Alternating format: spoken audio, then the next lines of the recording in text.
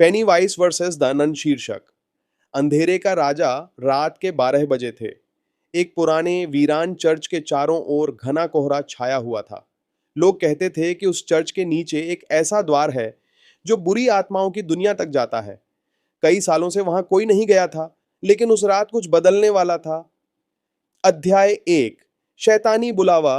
एक युवा खोजी लड़का आर्यन अपने दोस्तों के साथ उस चर्च में पहुंचा। उसने इंटरनेट पर सुना था कि वहां अजीब आवाजें आती हैं। जैसे ही वे चर्च के अंदर गए, अचानक घंटियां अपने आप बजने लगीं। टन टन नड़ टन। दोस्त डर गए, लेकिन आर्यन आगे बढ़ता रहा। तभी दीवार पर एक अजीब संदेश उभरा। आज रात अंधेरे के 2 राजा जागेंगे। अचानक पूरा चर्च हिलने लगा। अध्याय 2। जोकर की वापसी। चर्च के नीचे बनी सुरंगों में एक लाल गुब्बारा उड़ता दिखाई दिया। धीरे धीरे गुब्बारे के पीछे से एक डरावनी हंसी सुनाई दी। हाँ ना ना। अंधेरे से पेनीवाइज बाहर आया। उसकी आंखें चमक रही थीं। वह बोला, मैं वापस आ गया हूं। सुरंग की दीवारों पर सैकड़ों लाल गुब्बारे उभर आए। अध्याय 3।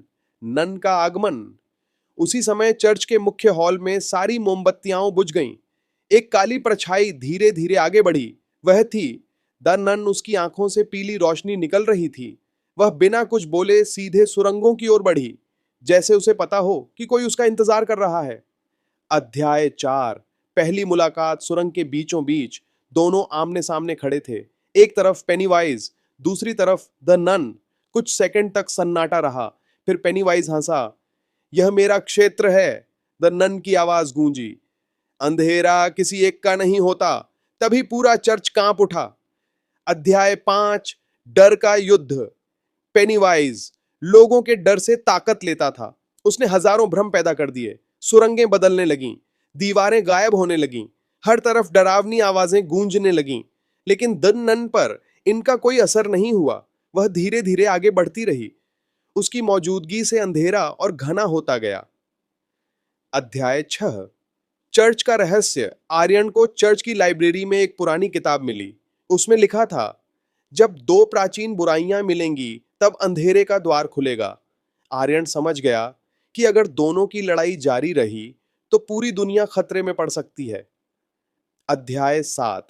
अंधेरे का द्वार। लड़ाई तेज होती गई। अचानक जमीन फट गई।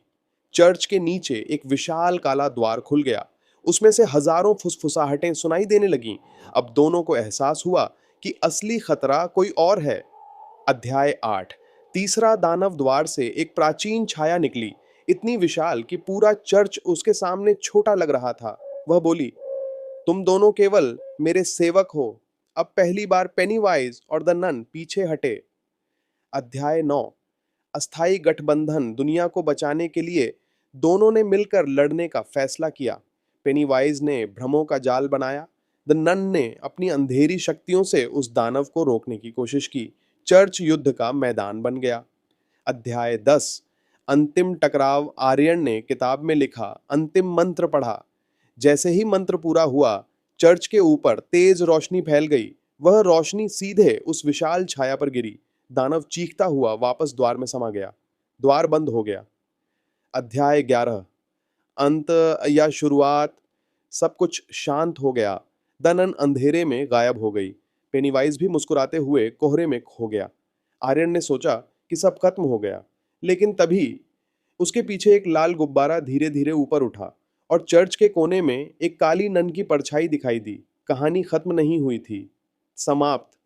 या शायद नहीं। अगर चाहो मैं इसका चैप्टर 2 भी लाऊं।